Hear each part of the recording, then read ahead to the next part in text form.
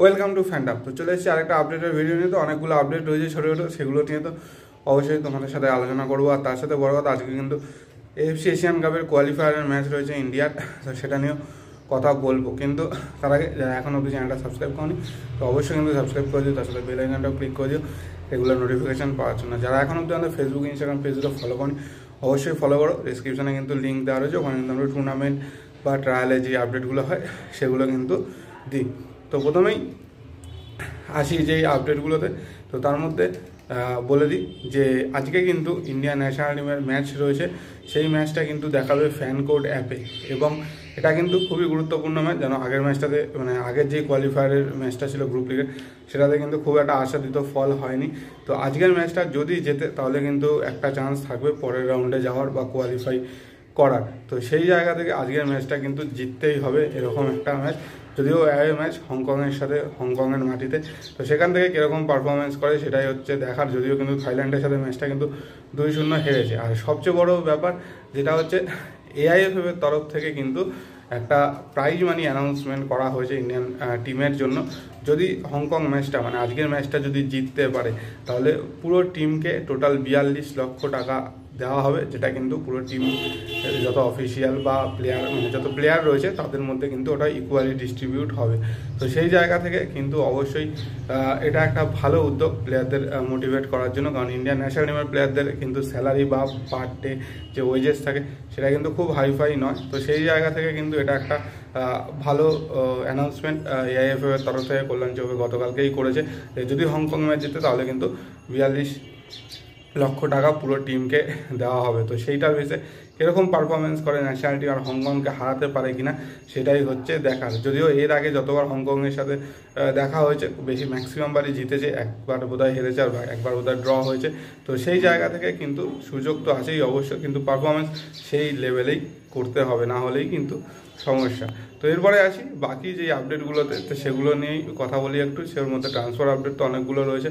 তো তার মধ্যে ডায়মন্ড হারবার এফসি গাং থেকে সাইন করাতে চলেছে আই লিগের জন্য, এরকমই কিন্তু শোনা যাচ্ছে। এবং 3 বছরের ডিলে কিন্তু সেটা, 3 বছরের কন্ট্রাক্ট কিন্তু হতে চলেছে। এছাড়া জেরি ওড়িশাতে ছিল, বহুদিন ধরে ওড়িশাতে খেলছে, সেই জেরিকে কিন্তু অফিসিয়ালি নিতে চলেছে, কারণ জামশেদপুর এফসি, কারণ জেরির সাথে কিন্তু ওড়িশার এফসির কন্ট্রাক্ট ইতিমধ্যে শেষ হয়ে গেছে।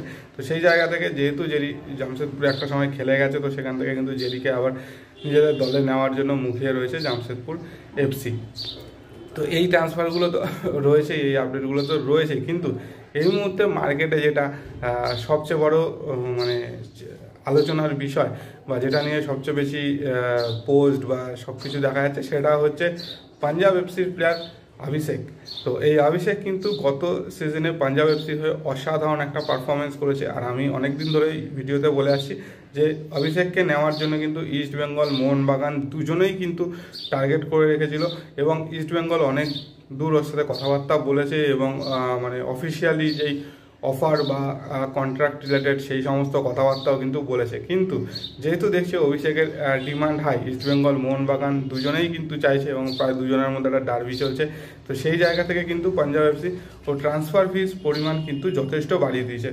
প্রথমে মোটামুটি ট্রান্সফার ফিজের পরিমাণ 1.2 করোড়ের মতো ছিল, তো সেটা কিন্তু এখন 2 কোটির ওপরে কিন্তু চলে গেছে, এরকমই কিন্তু শোনা যাচ্ছে।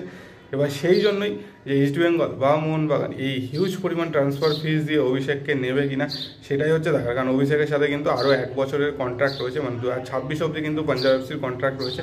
যদি এই বছর নেয়, তাহলে কিন্তু অভিষেককে ট্রান্সফার ফিস দিয়ে নিতে হবে, কিন্তু সামনের বছর ও ফ্রি প্লেয়ার হয়ে যাবে, যদি না পাঞ্জাবের কন্ট্রাক্ট এক্সটেনশন করে বা পাঞ্জাবের কন্ট্রাক্ট এক্সটেনশনে ও সাইন করে।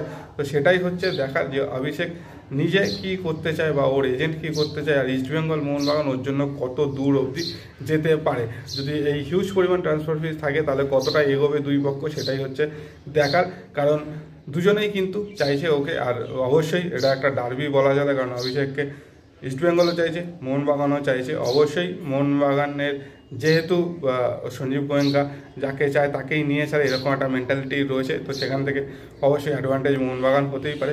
কিন্তু ইস্টবেঙ্গলের অফার যদি লোভনীয় থাকে তাহলে সেখান থেকে ইস্টবেঙ্গলেও আসার সম্ভাবনা থাকতে পারে, কিন্তু পুরোটাই ডিপেন্ড করছে পাঞ্জাব এফসি এবং অভিষেকের ওপর।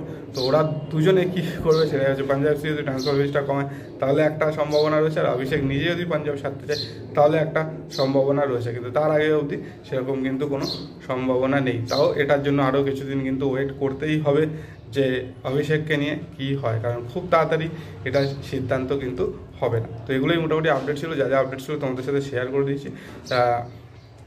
আর একটা লাস্টে আরেকটা বলে দিই যে ইন্ডিয়ান ওমেন্স টিমের জন্য সহকারী কোচ হিসাবে বাঙালি কোচ পারমিতা শীত কিন্তু নিযুক্ত হয়েছে। তো এটা কিন্তু একটা ভালো, আমাদের তরফ থেকে পারমিতা দিকে অসংখ্য অভিনন্দন। তো এগুলোই আপডেট ছিল, এই আপডেটগুলো তোমাদের সাথে শেয়ার করে দিয়েছি। তোমাদের যা বক্তব্য অবশ্যই কমেন্ট সেকশনে কমেন্ট করে জানো, আর ভিডিও ভালো লাগলে লাইক শেয়ার তো অবশ্যই করো, যারা এখনো সাবস্ক্রাইব করেনি অবশ্যই সাবস্ক্রাইব করে দিও। তো চলো আজকের মতো টাটা।